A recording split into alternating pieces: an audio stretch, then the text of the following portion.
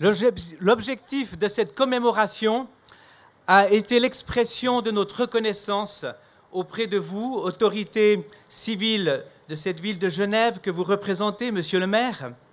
Reconnaissance aux autorités de l'Église protestante de Genève que vous représentez, Monsieur de Carlini, vice-président du consistoire.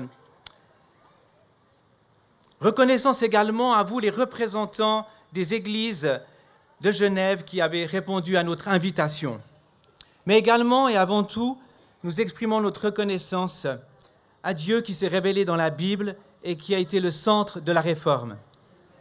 Nous sommes conscients que le mouvement évangélique ne serait pas ce qu'il est aujourd'hui dans le monde sans la réforme et son accueil ici à Genève. Nous souhaitons pour Genève de nouveaux souffles de réveil qui apportent plus de vie, plus de lumière dans ce monde. Parmi d'innombrables figures de la réforme au cours des siècles, l'une d'entre elles, plus proche de nous, s'est manifestée en faveur de la liberté, de l'égalité et se nomme Martin Luther King. Nous avons eu à cœur de lire ensemble 3 représentants de 3 associations chrétiennes ici à Genève, dénominations. Ce texte, ce discours de Martin Luther King lors de sa remise du prix Nobel de la paix le 10 décembre 1964 à Oslo.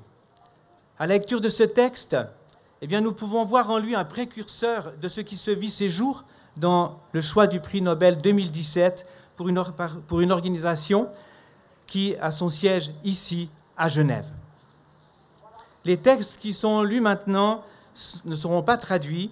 Ils se trouvent inscrits sur le programme distribué. Ils se trouvent en anglais.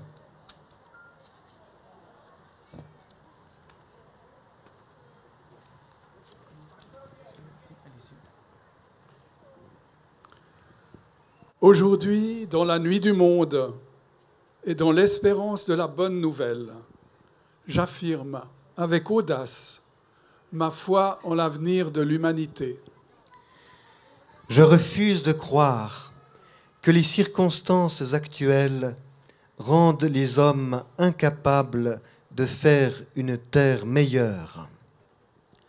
Je refuse de croire que l'être humain n'est qu'un fétu de paille ballotté par le courant de la vie, sans avoir la possibilité d'influencer en quoi que ce soit le cours des événements.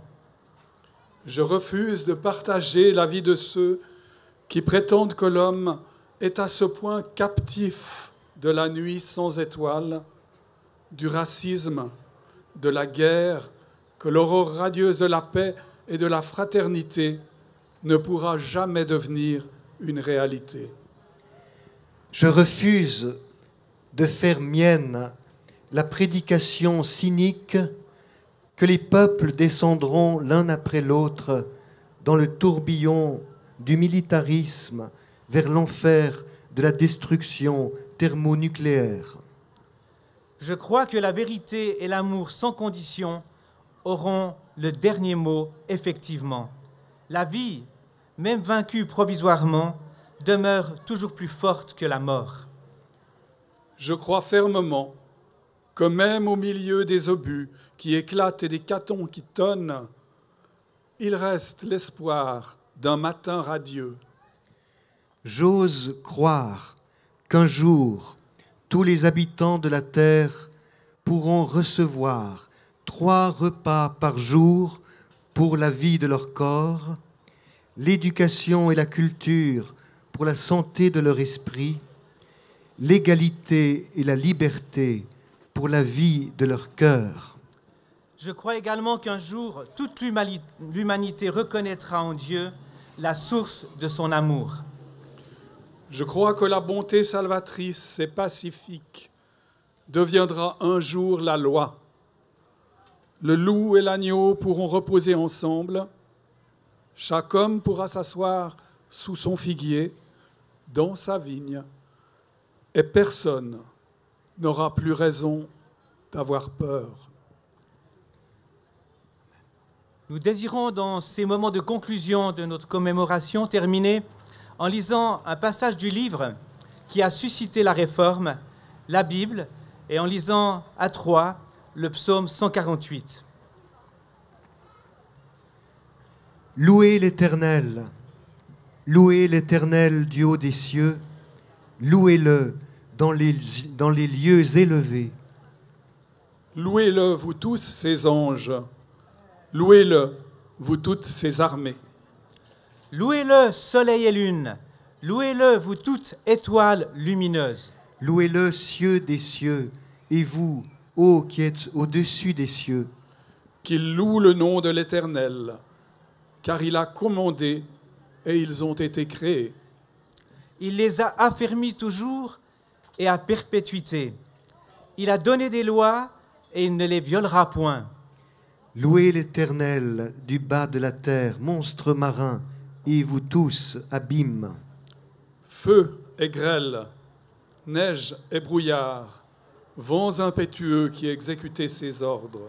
Montagnes et toutes collines, arbres fruitiers et tous les cèdres. Animaux et tout le bétail, reptiles et oiseaux ailés. Rois de la terre et tous les peuples, princes et tous les juges de la terre. Jeunes hommes et jeunes filles, vieillards et enfants. Qu'ils louent le nom de l'Éternel, car son nom seul est élevé, sa majesté est au-dessus de la terre et des cieux. Il a relevé la force de son peuple, sujet de louange pour tous ses fidèles. Pour les enfants d'Israël, du peuple qui est près de lui, tous les peuples, louez l'Éternel. Amen. Amen.